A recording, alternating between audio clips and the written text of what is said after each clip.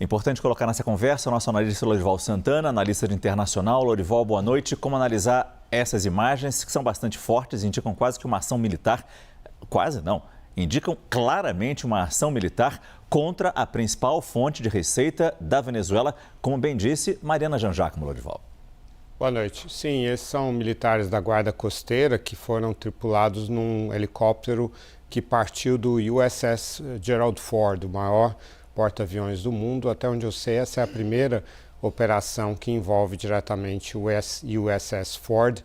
As outras operações na costa venezuelana, aqueles bombardeios a embarcações no Caribe e no Pacífico Oriental, foram realizadas pelos Navy SEALs Team 6, os mesmos que fizeram a operação contra Osama Bin Laden em 2011. Então essa é a primeira vez que a Marinha americana, sem ser de forças especiais, em conjunto com a Guarda Costeira, faz então essa operação de abordagem. Já havia, no dia 13 de novembro, um torpedeiro, ou seja, um destroyer americano, já havia interceptado um petroleiro russo que levava diluente para a Venezuela. O petróleo venezuelano é muito pesado e precisa desse elemento para fluir melhor pelos oleodutos. Então, o torpedeiro, no dia 13 de novembro, interceptou esse cargueiro petroleiro russo, que então se desviou para Cuba.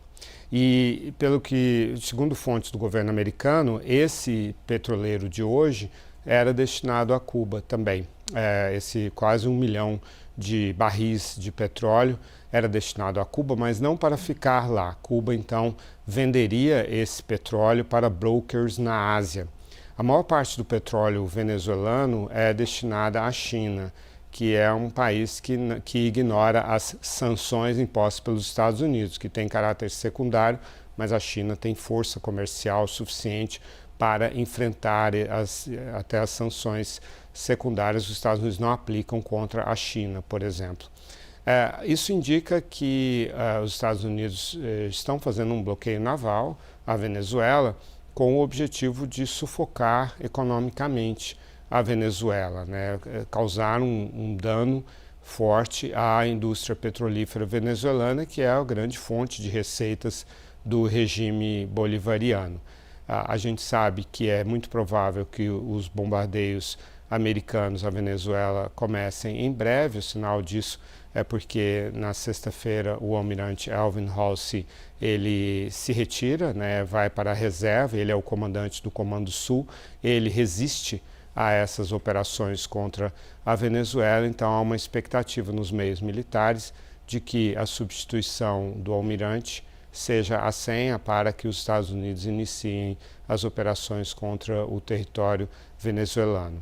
Em entrevista ao Político, anteontem, o presidente Trump várias vezes se recusou a descartar a possibilidade de desembarque terrestre na Venezuela, mas, por enquanto, isso parece um cenário menos provável do que o simples bombardeio com mísseis terra-terra ou ar-terra em pontos estratégicos, que podem mirar a indústria petrolífera venezuelana ou propriamente a infraestrutura associada ao narcotráfico e aos militares venezuelanos, portos e aeroportos. Se o Trump quiser manter com mais força a ideia de que se trata de uma operação contra o narcotráfico, ele iria nessa segunda opção da infraestrutura. Se ele quiser realmente direcionar para derrubar o regime, aí ele vai diretamente sufocar a economia via petróleo, como ele fez hoje.